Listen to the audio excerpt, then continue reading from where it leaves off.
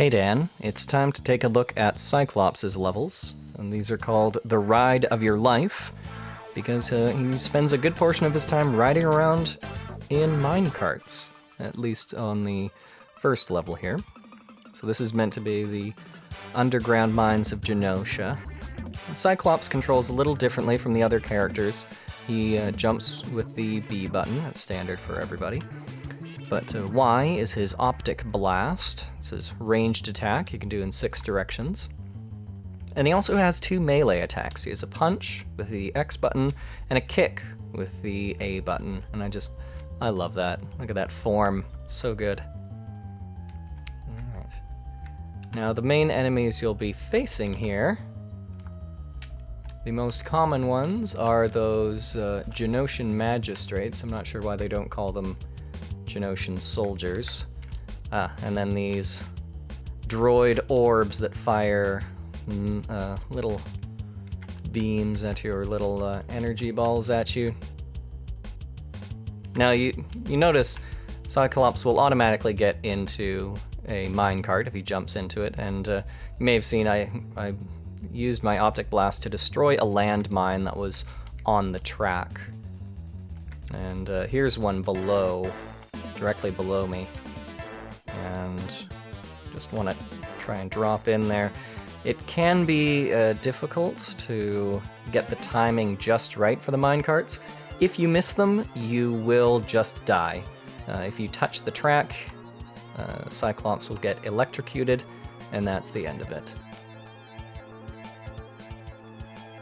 Okay, now I know there's going to be a couple of these little, there they are, those little droids. And the nice thing about Cyclops is, unlike every other character, if you look down, it shifts the screen. If you look up, it shifts the screen, which is very useful in figuring out how to get around.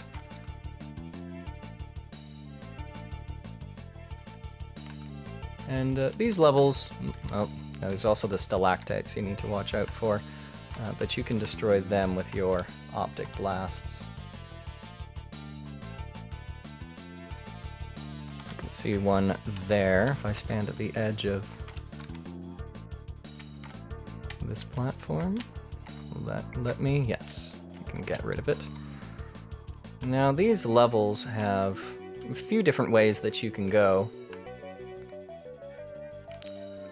Oh, is he going to come down? There we go. You have a few different ways that you can go, and they'll usually reward you with some extra health, or some of these little, there you go, little crystals that you can pick up. Just making sure to shoot the landmines off of the ground, and then also shoot the stalactites above me. And this is just the end of the line, and it automatically goes back the other way. And it can be risky trying to jump up and out when it's on a slope, because, as you can see, it accelerates very rapidly.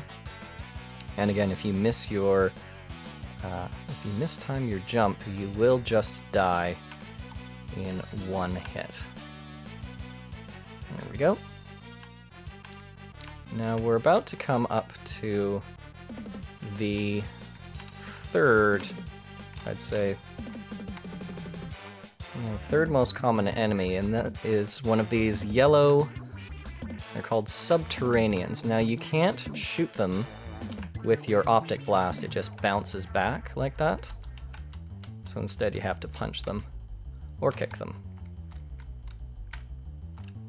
And I'm a little low on health, but fortunately, right there is a big old cart full of crystals, and if you destroy it with your optic blast, then you regain a significant amount of health.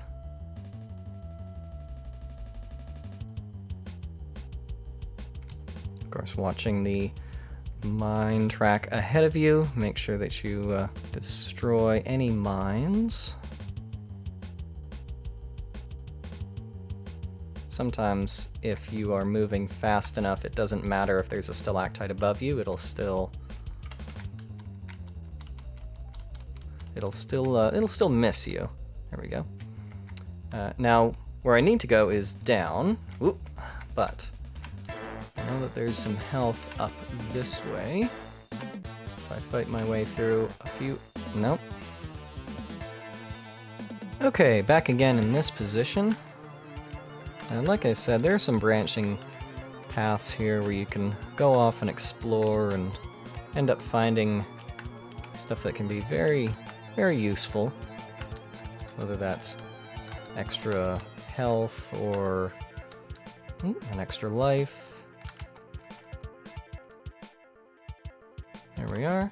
So that's a bit of extra health, and also you see how his health bar has turned orange. That means that his attacks are extra powerful right now. Alright, so continuing on. Ooh, you can hit those little thrown projectiles out of the air with your optic blast. Alright, land. Nope. That's what happens when you miss the tram. So you can see the importance of getting the timing right on your jumps into the mine carts. Because just a little bit off and, you know, that's it. It's one mistake and you're dead. And the same goes for blowing up the mines, the landmines on the tracks. Here's another energy bonus there. Good.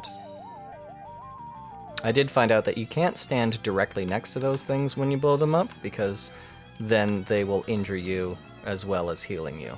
So, just be aware. Now for this one, we can take out this fella here, but we can't actually make that jump. What we need to do, and this is a bit unfortunate, is a leap of faith down, like that, and then get into the minecart there. Get rid of a couple of those landmines. Can pick up a bit of extra health there. Take out that landmine, a few stalactites. Oof. And we sort of come pretty quick at this stage, and we've gotten to the end. And there is the Sentinel that we are going to be fighting. Now, the Sentinel is fought in one way, which is get as close as you can and just use your optic blasts on him. It might seem a bit counterintuitive, but if you're standing right next to him, his laser blast will miss you, and because you're so close to him, you seem to do extra damage, or rather, you get more shots off, per second. There we go. Now, the level's not done having beaten the Sentinel. It still makes you platform a little bit and come out of the cave there. Alright, and that is Cyclops' first level, where you fight a Sentinel. In Cyclops' second level, you spend less time in minecarts. In fact, I don't think you actually ride in minecarts in this one. But you do have to fight a second Sentinel as sort of a mid-stage boss. Alright, well that's going to do it for this time. And yeah, let me know what you think, and if you've got any questions. Alright, thanks Dan. I'll talk to you later.